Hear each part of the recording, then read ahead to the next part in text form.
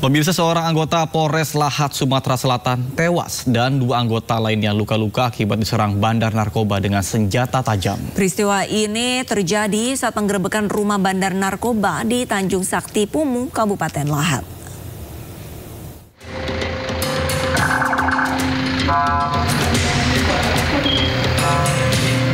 Bribda Faras Naban Atalah, anggota Polres Lahat, Sumatera Selatan, gugur akibat diserang bandar narkoba menggunakan senjata tajam. Jenazah Bribda Faras dilepas secara kedinasan di halaman Mapolres Lahat untuk dikebumikan di Palembang. Korban menghembuskan nafas terakhir diduga kehabisan darah akibat luka senjata tajam di bagian paha. Sementara 2 anggota polisi lainnya, Bribka Kunto Wibisono serta Brigpol Didit Prasetya, menjalani perawatan intensif di RSU Pagar Alam akibat luka serius terkena senjata tajam. Kapolres Lahat AKBP Gatparas Rosinaga mengatakan peristiwa bermula saat anggota Satres Narkoba Polres Lahat melakukan penggerebekan bandar narkoba di Kecamatan Tanjung Sakti. Namun saat penggerebekan adanya perlawanan dari bandar narkoba menggunakan sajam secara membabi buta. Dengan peristiwa ini kami mengimbau kepada masyarakat bahwa narkoba sudah sangat merajalela.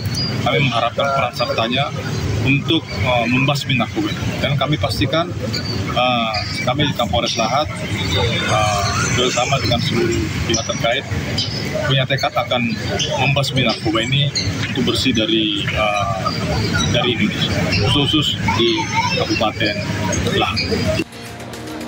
Kapolres menambahkan polisi telah amankan 2 pelaku berinisial EB 27 tahun dan LF serta barang bukti senjata tajam dan ganja seberat 1 kg lebih. Pelaku dijerat penyalahgunaan narkoba sekaligus penganiayaan berat menyebabkan 1 polisi tewas. Dari Lahat dan Pagar Alam Sumatera Selatan, Bala Putra dan Yudi Faifman, iNews melaporkan.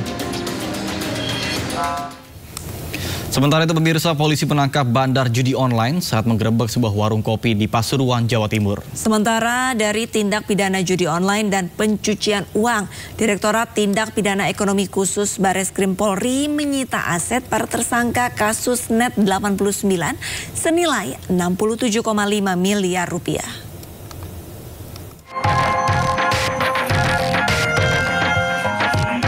Tim Satreskrim Polsek Purworejo, Kota Pasuruan, Jawa Timur menggerebek sebuah warung kopi yang sedang ramai pembeli. Saat penggeledahan, seorang diduga bandar judi online ditangkap beserta barang bukti buku rekaman judi, uang tunai Rp750.000 dan 4 telepon seluler berisi situs judi online dan terancam hukuman 3 tahun penjara. Di Jakarta, Direktorat Tindak Pidana Ekonomi Khusus Bareskrim Polri menyita aset para tersangka penipuan dan penggelapan serta TPPU kasus Net 89 berupa 11 mobil mewah senilai 15 miliar rupiah dan uang tunai sebanyak 52,5 miliar rupiah. 14 orang ditetapkan sebagai tersangka perorangan dan 1 korporasi, di mana 9 tersangka diantaranya telah ditahan, 2 tidak ditahan karena sakit keras, dan 3 masih buron.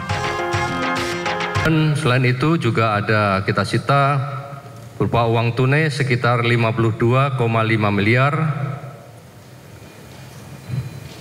yang saat ini sudah kita pindahkan ke rekening Escrow Bareskrim.